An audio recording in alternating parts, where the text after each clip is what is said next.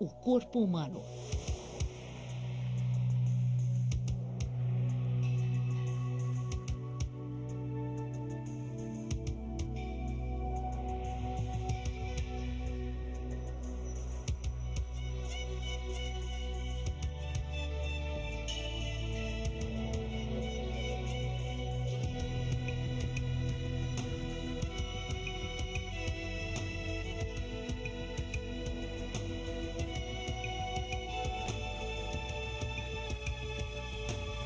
O corpo humano. Sexo, a atração vital.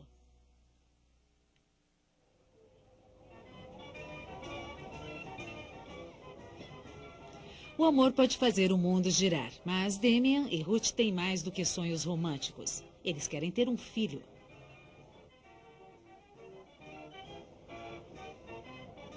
Estes jovens estão respondendo a um profundo estímulo biológico para garantir a sobrevivência da raça humana.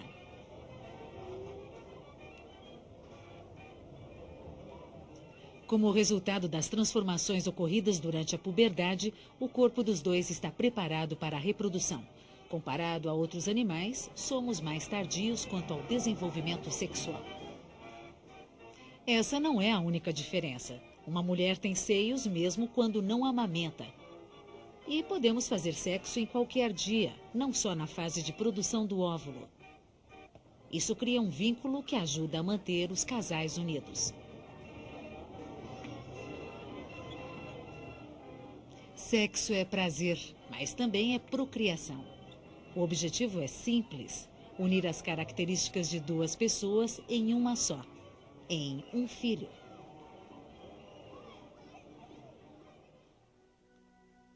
Todos nós carregamos a semente de uma nova geração. O espermatozoide de um homem é uma de suas menores células, mas sua cabeça contém o projeto de uma nova pessoa. A cauda empurra o espermatozoide ao encontro com o seu alvo, o óvulo. Este é envolvido com nutrientes e as substâncias necessárias para se dividir e crescer. É a maior célula do corpo humano, mas ainda assim é menor que a ponta de uma agulha. Apesar de todas as diferenças, o óvulo e o espermatozoide levam a mesma carga, a informação genética para uma nova pessoa. O propósito do sexo é misturar esses genes e combiná-los de uma nova maneira. A cor de nossa pele, do cabelo e dos olhos, nossa saúde e temperamento, tudo é determinado pelos genes que herdamos de nossos pais.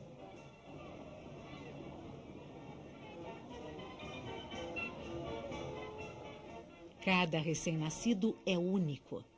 Pela constante mistura do pacote genético, a evolução assegura que a espécie humana continuará mudando.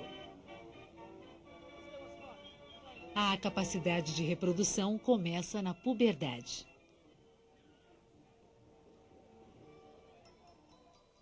Mas o potencial já existe desde a vida dentro do útero.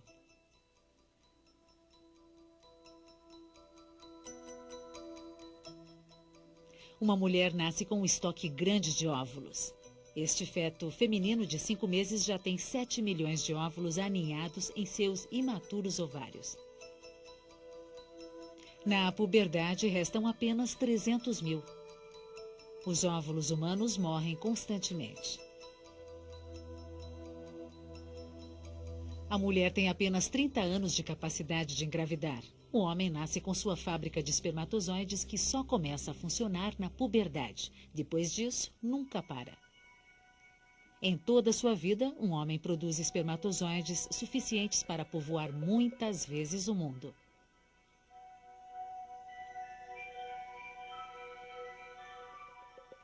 Para alcançar seu destino, o espermatozoide faz uma perigosa viagem, na qual milhões morrerão e a chance de sucesso para cada um vai contra todas as probabilidades.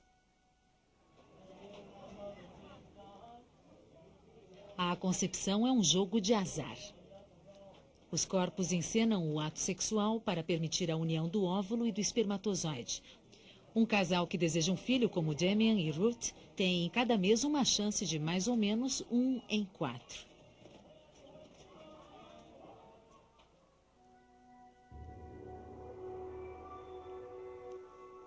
Na puberdade, a produção de hormônios sexuais aumenta.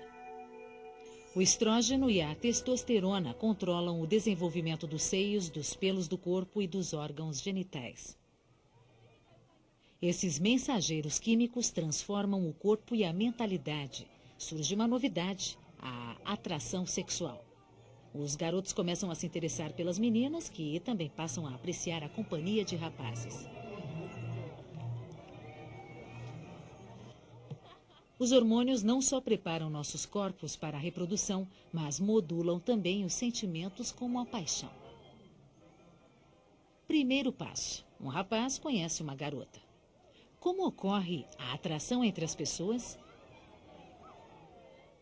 De acordo com o antigo ditado, a beleza está nos olhos de quem vê, mas a ciência pensa diferente. Todos partilhamos a mesma ideia do que faz um rosto ser bonito. Opera aí uma lei comum: a média. Cientistas selecionaram uma galeria de rostos comuns e os colocaram num programa de computador. O resultado desse trabalho foi um rosto que corresponde à média das pessoas numa certa faixa de idade. Foi este rosto médio masculino que as pessoas acharam o mais atraente, e aí está o retrato de uma mulher média, segundo o computador. A busca de um padrão é provavelmente um recurso encontrado pela evolução para conseguir que a união dos genes tenha os melhores resultados. Mas antes do maquinário reprodutivo entrar em ação, existe todo um jogo de sedução. Rostos e expressões podem ser mais importantes que palavras, mas nesse jogo de parceiros, outros sentidos têm um papel essencial. Amor e desejo têm sua linguagem própria. Toque, cheiro, vista e som produzem mudanças em nossos corpos. Tudo isso com um propósito: unir espermatozoide e óvulo. A hipófise no cérebro libera hormônios que estimulam os órgãos reprodutivos da mulher.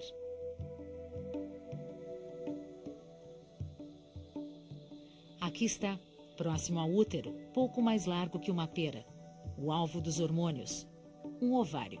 Em primeiro plano, a tuba uterina. Está montada a cena para a criação de um novo ser. O ovário contém centenas de milhares de óvulos. Eles permanecem dormentes até que, uma vez por mês, um sinal hormonal amadureça um deles. O óvulo pode esperar 40 anos para fazer sua estreia, desde a época em que a própria mulher estava no útero. Enquanto o óvulo está seguro no interior da mulher, a fábrica de espermatozoides está no mundo exterior. É um lugar perigoso, mas os testículos devem ficar frios. Os espermatozoides só podem ser produzidos numa temperatura de aproximadamente 1 grau abaixo da do corpo. Dentro dos testículos há centenas de metros de tubos, a fábrica dos espermatozoides. O aglomerado de caudas nesta seção é de espermatozoides maduros, esperando serem liberados. Em torno das paredes estão as células germinativas que se transformarão em espermatozoides. O processo completo leva cerca de 10 semanas. Os espermatozoides são produzidos a uma média de 1000 por segundo. Mais de 100 milhões são criados a cada dia.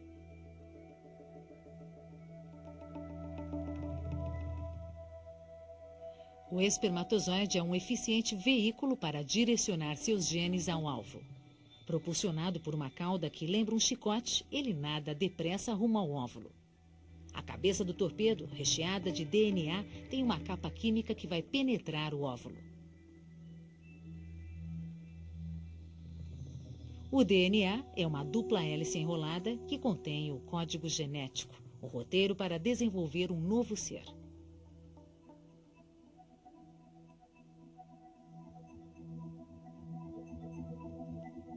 Estas informações ficam armazenadas nos cromossomos, que se encontram no núcleo do espermatozoide e do óvulo. As células que se tornam óvulos e espermatozoides nascem com 46 cromossomos, como todas as outras células do corpo humano. Essas células são divididas por um processo especial e passam a ter 23 cromossomos. Antes de se dividirem, passam por um processo de mistura. trocando informações genéticas para produzir uma única e nova combinação. Essa mistura garante a variedade da espécie humana. Com milhões de espermatozoides esperando nos testículos e o óvulo pronto para ser solto, está armado o cenário mensal para o encontro entre os dois. Para que ocorra uma relação sexual, o ponto de partida da procriação, os corpos do homem e da mulher passam por várias modificações movidos pela excitação. As áreas vermelhas e brancas neste quadro térmico mostram onde o crescente fluxo sanguíneo produz calor, apenas uma das respostas do corpo ao estímulo sexual. Mudanças internas incluem dilatação de tecidos e lubrificação. A pele é o mais importante órgão de estímulo sexual. Nossos 2,5 metros quadrados de pele contêm 5 milhões de células tácteis, que enviam sinais sensoriais ao cérebro.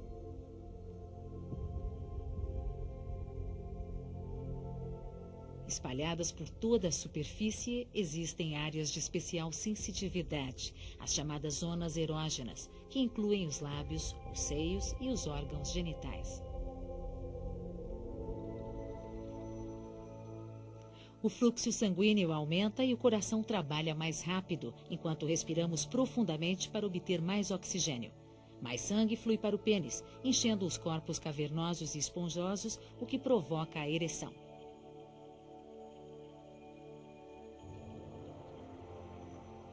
Os espermatozoides, até agora imóveis, começam a nadar. Se fossem do tamanho do homem, quebrariam o recorde mundial dos 100 metros de nado livre.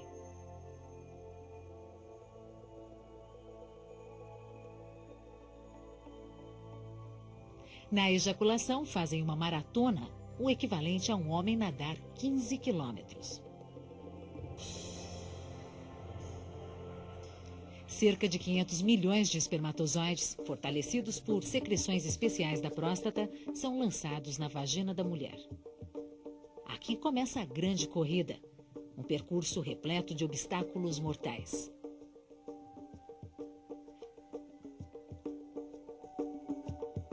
Esta é a visão do espermatozoide dentro da vagina.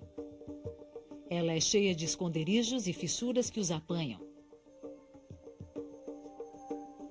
Este é o portal para o útero, a entrada para o colo. Os espermatozoides devem contorcer-se entre estas rudes células. Muitos caem aqui.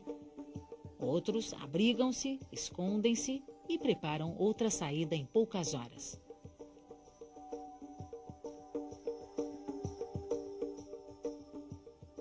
A vagina contém um ácido que a protege de germes. As bactérias não florescem aqui. Tampouco os espermatozoides. 100 milhões morrem imediatamente.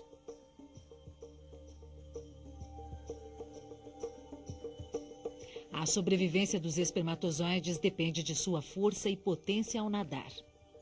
A ejaculação os trouxe até aqui. Agora, eles estão por sua própria conta. Comparado com outros animais, o macho humano é pobre na produção de espermatozoides.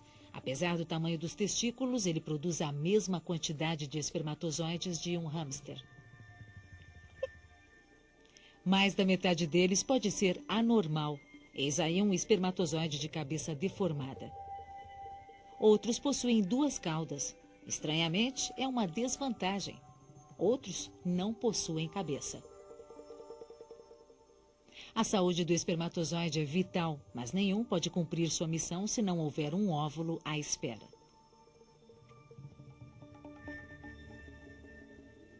No ovário, um folículo está amadurecendo, fazendo uma saliência na superfície do canto esquerdo, embaixo. A onda mensal de hormônios faz o folículo estourar, soltando um óvulo.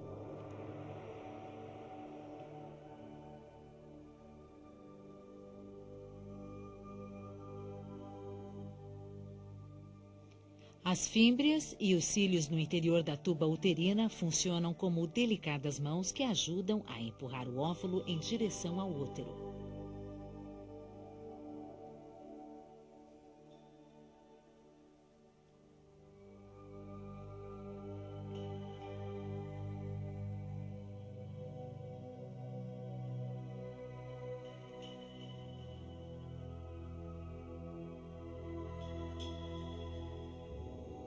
Uma vez dentro da tuba, o óvulo tem 48 horas para encontrar um espermatozoide. Apenas nestes 2 particulares dias, a cada mês, uma mulher pode engravidar.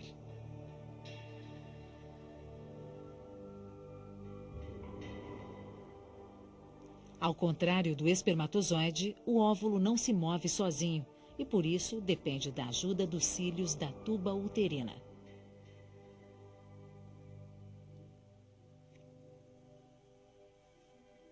As paredes da tuba também o alimentam nessa lenta jornada até o útero. Para os espermatozoides sobreviventes, o obstáculo seguinte é o colo, a estreita entrada para o útero. Ele pode ser bloqueado por uma tampa mucosa. Esta pegajosa barreira protege a mulher de bactérias que podem invadir seu útero.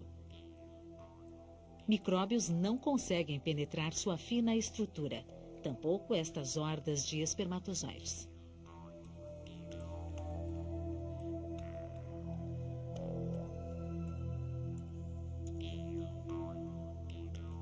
Sob o microscópio, o muco parece entrelaçado e intransponível, mas 2 dias por mês a estrutura se transforma em uma ampla malha esburacada, através da qual os espermatozoides mais decididos podem deslizar.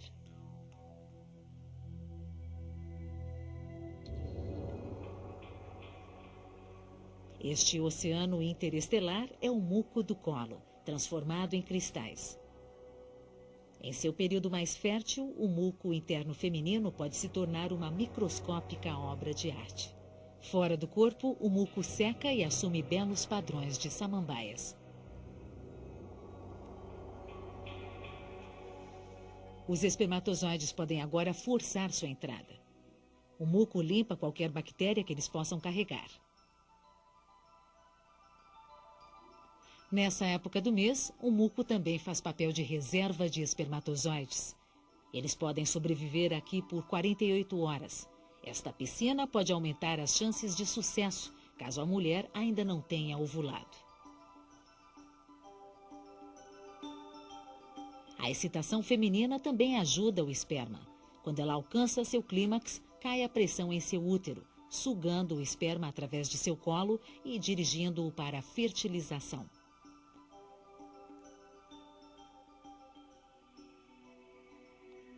E há uma boa razão para este impulso. O óvulo pode ter apenas poucas horas de vida. Dentro do útero, os sobreviventes formam um grupo subindo contra a gravidade.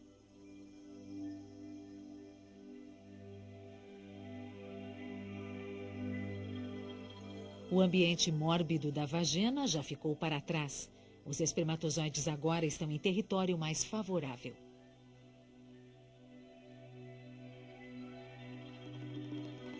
A parede do útero produz nutrientes, preparando-se para receber um óvulo fertilizado. Isso também ajuda os espermatozoides enquanto descansam no útero.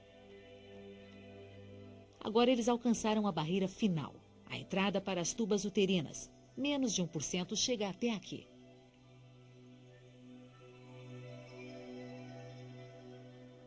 Agora devem se decidir em qual tuba entrar. Apenas uma carrega um óvulo e metade dos espermatozoides toma o caminho errado. Pode ser uma questão de sorte, mas há estudos mostrando que os óvulos emitem algum sinal químico para guiar a sua cara metade.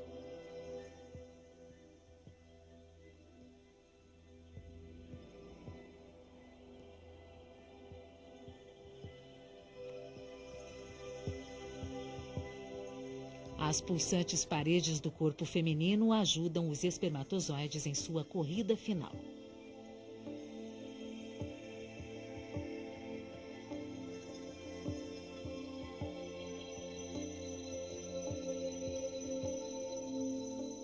Óvulo e espermatozoides estão a milímetros de distância e se aproximando.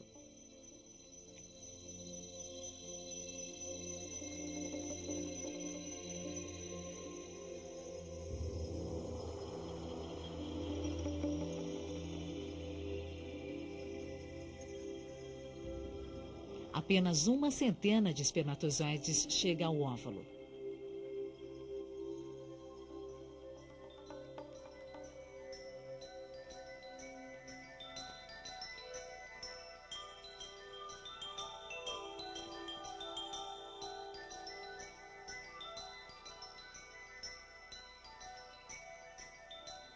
Uma vez aí, os sobreviventes vão à luta. Os espermatozoides tentam freneticamente romper a camada externa.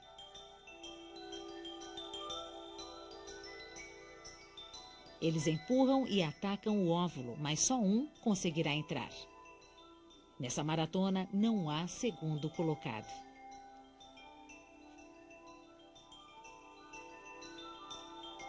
O bem-sucedido espermatozoide liga-se à superfície do óvulo. Uma explosiva carga de enzimas em sua cabeça abre o caminho. Esta onda de cor marca o momento. É um sinal químico atravessando o óvulo.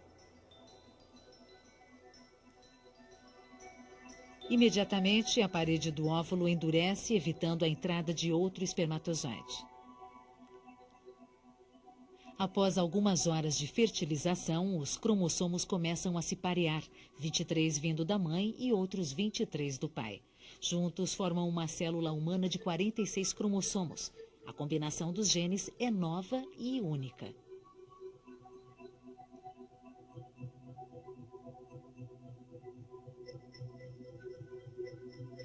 Os 2 pontos azuis são os genes do espermatozoide. O ponto maior é o óvulo. Agora eles se unem no centro. Uma vez fecundado, o óvulo chama-se ovo. Os cromossomos se dividem e o ovo se racha em 2 células.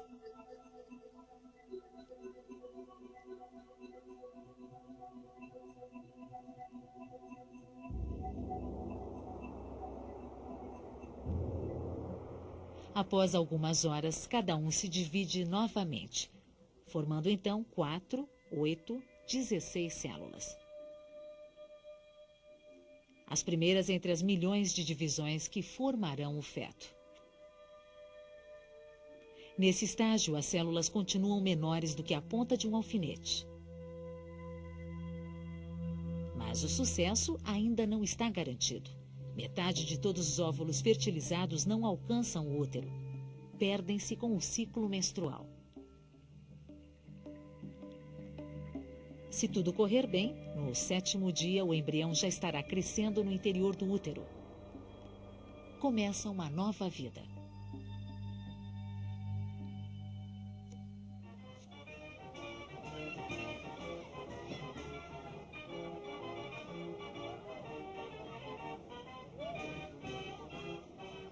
Podemos não ser páreo para muitos outros animais em matéria de reprodução, mas ser menos fértil pode ser uma vantagem.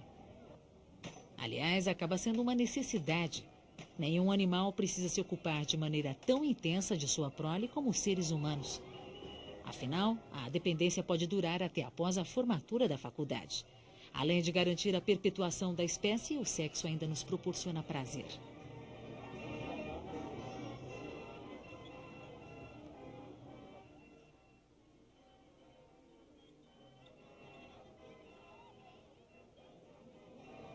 Por mais desmistificada que seja a união do homem com a mulher, quando dela resultar uma nova vida, não deixa de ser um pequeno milagre.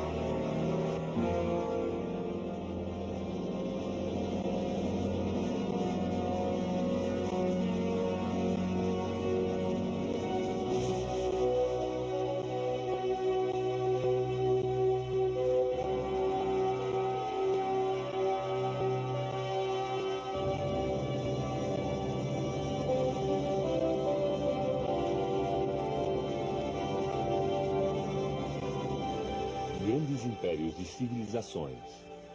História visual do mundo.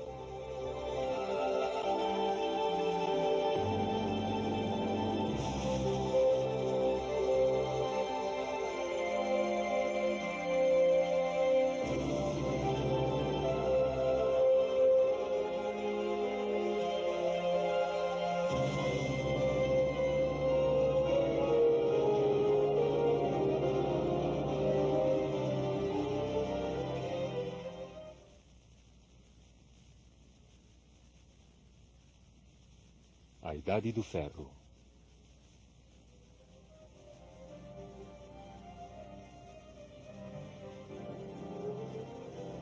A Idade do Ferro evoca imagens de um relato absolutamente épico.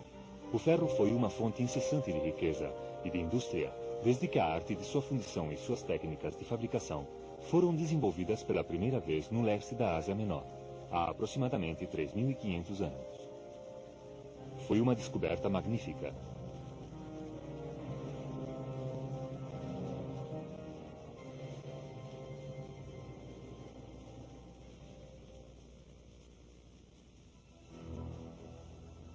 Num prazo de 500 anos, ao redor do ano 900 a.C., tinha se expandido a Índia, e 300 anos mais tarde a China.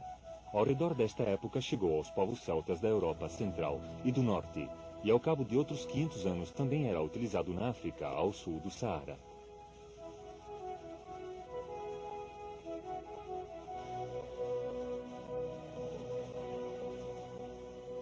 Havia começado a Idade do Ferro, uma era que duraria quase até os nossos próprios dias. O que tinha começado como uma inovação que permitia às tribos antigas armar-se com instrumentos de ferro e que permitiria aos agricultores fabricar utensílios mais eficazes para lavrar a terra, conduziu, muitos séculos depois, a uma situação na que o ferro e o carvão se converteriam na espinha dorsal da indústria, até que seu lugar fosse ocupado pelo aço, pela eletricidade e pelo petróleo.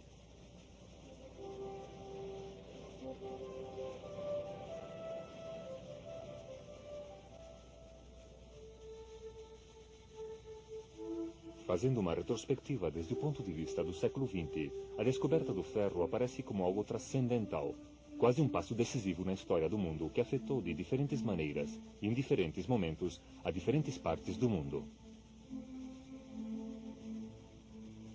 As antigas civilizações dos vales dos grandes rios, como o Tigre e Eufrates, o Nilo, o Indo e o Rio Amarelo na China, não conheciam a arte de fundir o ferro.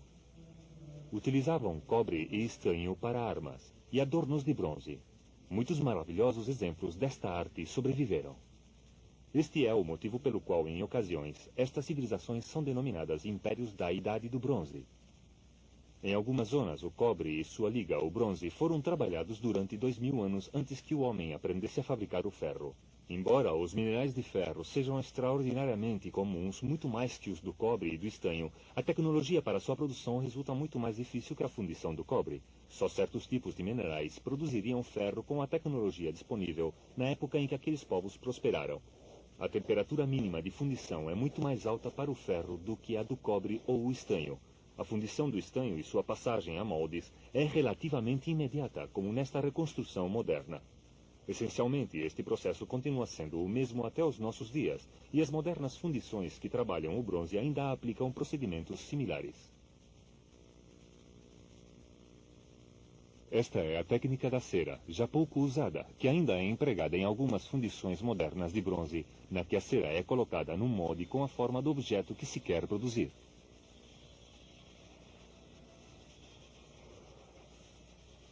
O metal derretido é vertido à continuação no molde para substituir a cera e tomar assim a forma do objeto a ser fabricado.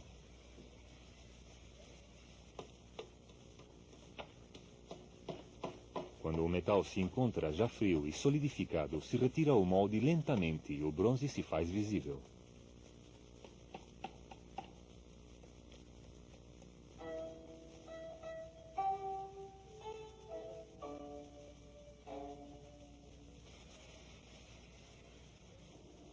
O ferro não pode ser colocado em moldes como o cobre ou o bronze. deve continuar a ser trabalhado pelo ferreiro e, segundo as condições do forno, sua qualidade pode variar consideravelmente, variando de um ferro maleável, inadequado para as armas, até uma forma de aço difícil de trabalhar.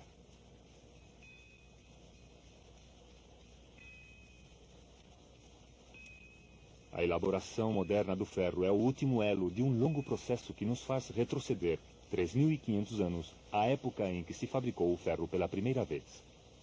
Inicialmente era uma raridade, mas em breve começou a ser fundido a partir dos minerais do leste da Ásia Menor. Nos textos hititas se mencionam espadas e inclusive estátuas de ferro. Os movimentos de população na Ásia Menor ao redor do ano 1200 a.C. ajudaram à difusão dos conhecimentos do uso do ferro por todo o Oriente Médio e muito além, mas as armas de ferro continuaram a ser privilégio da realeza e da nobreza. Até o ano 900 a.C., os exércitos assírios não puderam dispor de punhais de ferro, mas no ano 700 a.C., à medida que se melhorava a tecnologia do ferro, este começou a ser utilizado para uma grande variedade de ferramentas e utensílios. O período que havia conduzido ao advento do ferro foi pródigo em conflitos. Porém, ao redor do ano 2000 a.C., as antigas civilizações da China, Índia,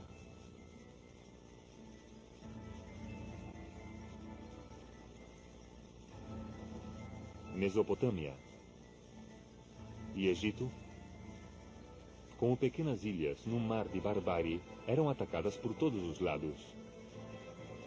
Desde os seus primórdios, a riqueza e o luxo de suas cidades, especialmente na Mesopotâmia, foram uma tentação irresistível para os membros das tribos vizinhas, ansiosos por saquear seus tesouros. Uma das características destes salteadores era sua mobilidade.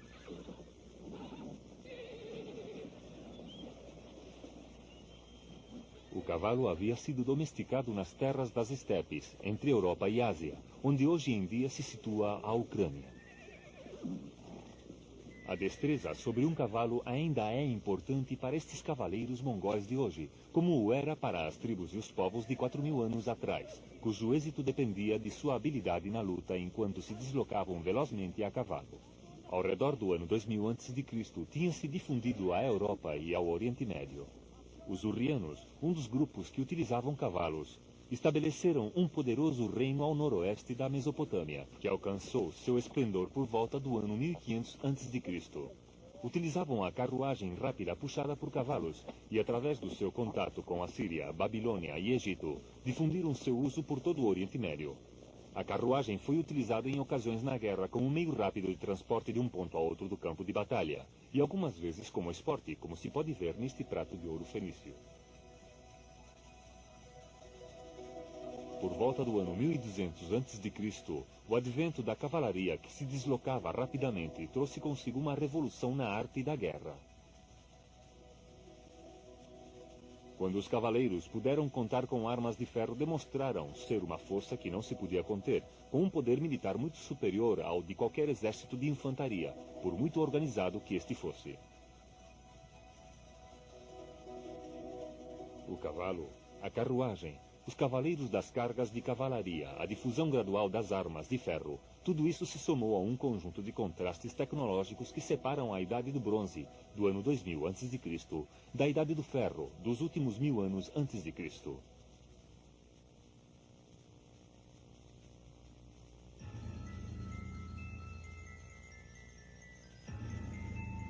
No oeste, a civilização minoica de Creta foi destruída por volta do ano 1450 a.C. por invasores de terra firme, os micênios. Estes, à sua vez, foram destruídos uns 200 anos mais tarde por uma onda de invasores bárbaros do norte provistos de armas de ferro, os dórios, provavelmente.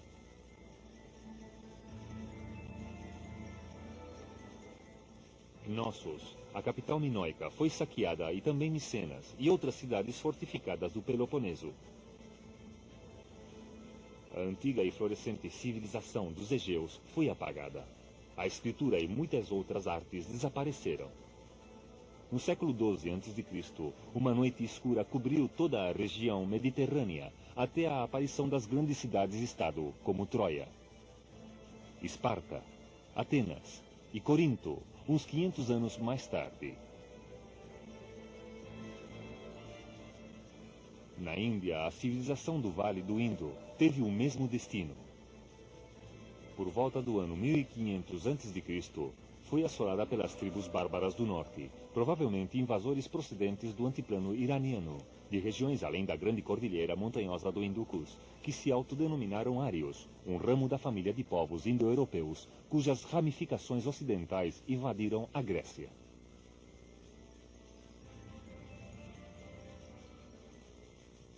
A civilização do Indo desapareceu e em seu lugar se foi formando gradualmente uma sociedade primitiva no Vale do Ganges. Ao redor do ano 400 a.C., o único grande reino que existia era o de Magadha, com uma magnífica e nova capital, Pataliputra, a moderna Panda, que controlava os mais ricos depósitos de minério de ferro e dominava as rotas comerciais do Ganges.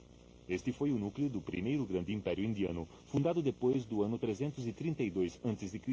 por Chandragupta Maurya e ampliado pelo seu neto Ashoka, que reuniu sob seu domínio quase toda a península indiana.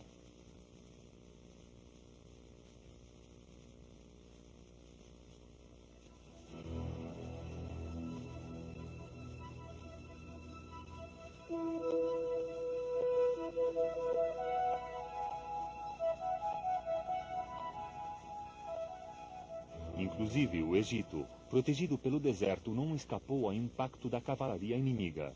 Invasores da Ásia, conhecidos como Hyksos, se apoderaram do delta e do vale baixo do Nilo, governando estas regiões por mais de um século, até que foram expulsos no ano 1570 a.C. Porém, foi a Mesopotâmia a que experimentou os ataques mais persistentes. Dois grupos diferentes de bárbaros concentraram seus ataques nos centros civilizados. Os semitas, um povo do deserto sírio, e os hititas, indo-europeus, que se infiltraram através do Cáucaso e a partir do oeste do Mar Negro. O resultado foi uma constante aparição e destruição de impérios à medida que uma tribo de bárbaros deslocava populações ou conquistava as terras de seus rivais. Os Hurrianos das terras altas da Armênia, os Casitas das montanhas Tardas, os hititas da Ásia Menor, os caldeus do deserto da Arábia, os arameus, mitanos, medas e persas.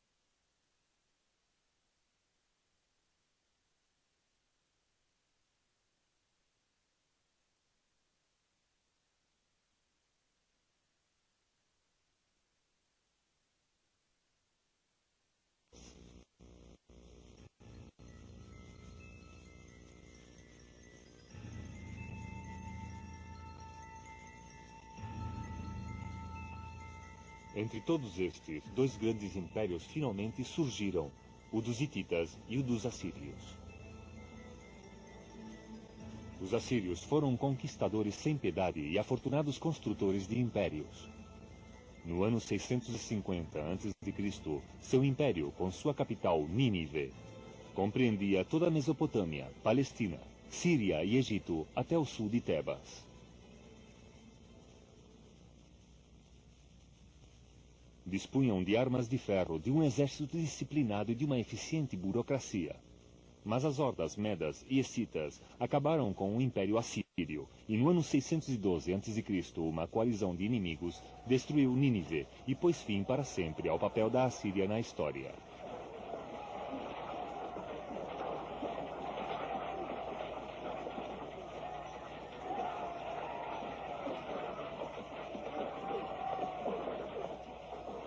Seu lugar foi ocupado primeiro pelo Império Meda e depois pela Pérsia, sob o comando de Tiro o Grande, que iniciou a instauração de outra grande estrutura imperial, o Império dos Aquemênidas, que floresceu poderosamente até que Alexandre Magno destruiu totalmente sua capital, Persépolis, no ano 330 a.C.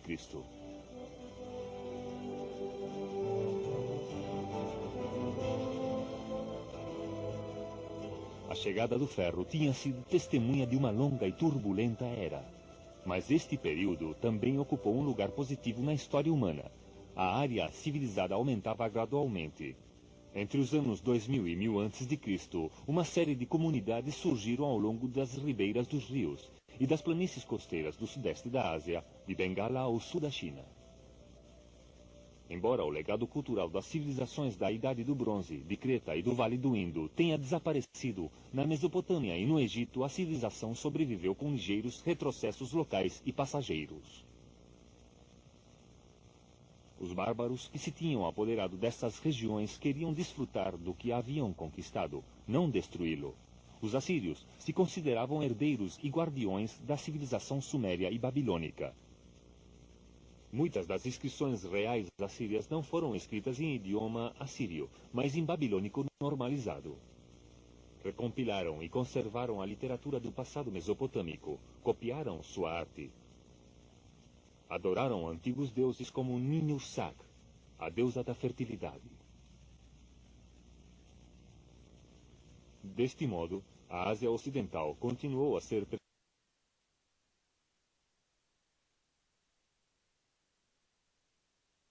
dominante ao longo dos séculos até a invasão de Alexandre Magno e a destruição do Império Persa no ano 330 a.C. Além disso, a descoberta do ferro e a rápida difusão do seu uso deu vazão a novas e grandes possibilidades de progresso, porque não só proporcionou armas para os invasores, mas também ferramentas muito mais eficazes para os agricultores que cultivavam a terra.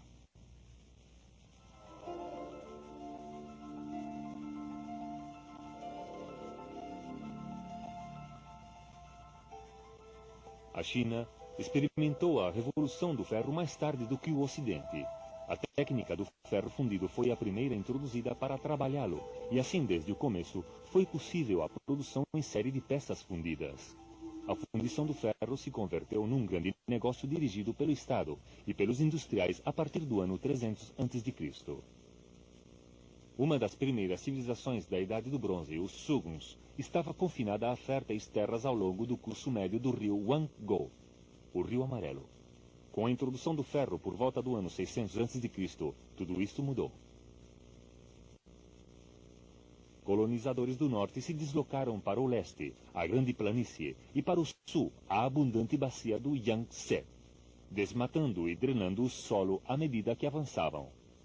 Os reis Chue estenderam gradualmente sua influência sobre os diferentes domínios, e as novas terras reclamadas foram então submetidas diretamente ao controle real, dado que as rendas eram arrecadadas diretamente pelo tesoureiro, o que permitiu o desenvolvimento de uma sofisticada burocracia. O câmbio consolidou-se quando, no ano 221 a.C., uma nova dinastia, a Qing, unificou toda a China e reconstruiu e reforçou a Grande Muralha, como uma barreira defensiva contra as tribos nômades do norte. A Grande Muralha Chinesa tem hoje um comprimento de uns 2.500 quilômetros, com uma altura média de mais de 9 metros.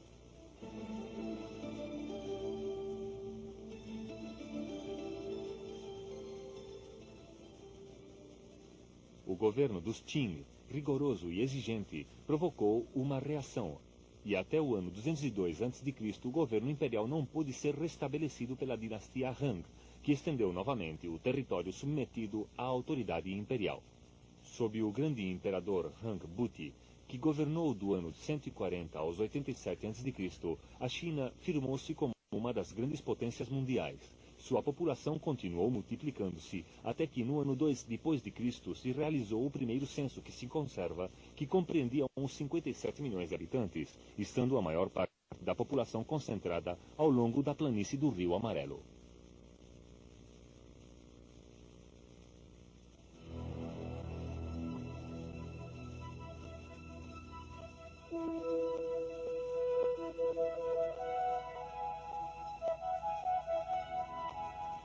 O período seguinte ao advento do ferro foi testemunha de grandes avanços no governo, embora muitos dos novos impérios surgidos após o longo período de turbulências estivessem em mãos de autoridades militares. Asoka, o unificador da Índia, possuía um exército fixo de 700 mil homens, com 10 mil carruagens e 9 mil elefantes.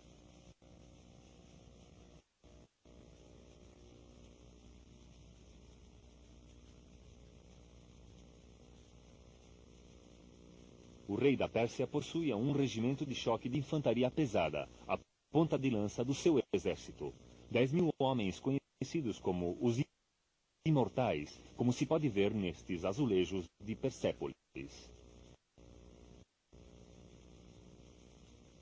Ciro, o fundador do Império Persa, e posteriormente Dario, combateram em repetidas campanhas as incursões da hábil cavalaria escita, procedentes das estepes do norte do Mar Negro.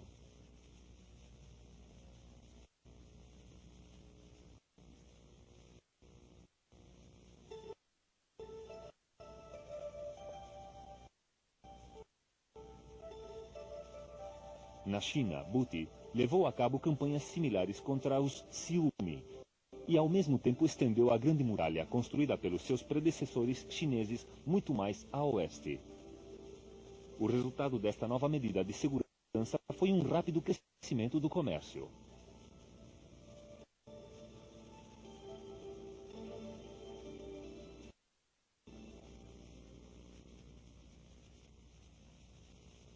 No reino persa da Ásia Central, Dario construiu uma grande estrada real que se estendia a mais de 2.500 quilômetros desde Susha, ao norte do Golfo Pérsico, até Sardis, na Ásia Menor, não longe das costas do Mar Egeu.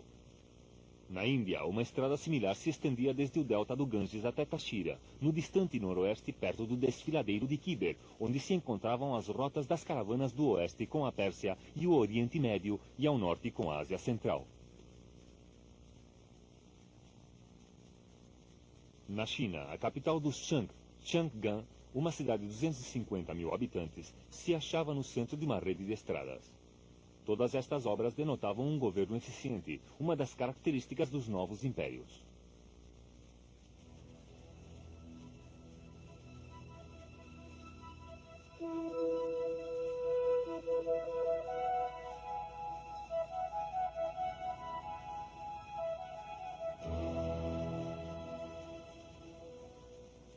Em Persépolis, Dario, o Grande, reorganizou o império em 20 províncias com um amplo código de leis, impostos equitativos e uma moeda estável, todos os elementos básicos de uma administração moderna.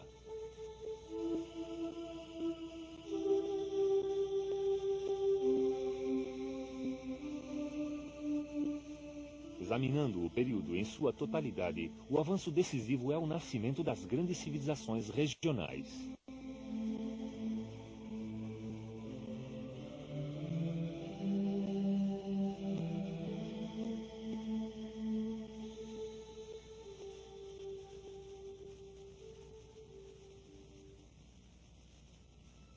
Os impérios Qin e Han, na China,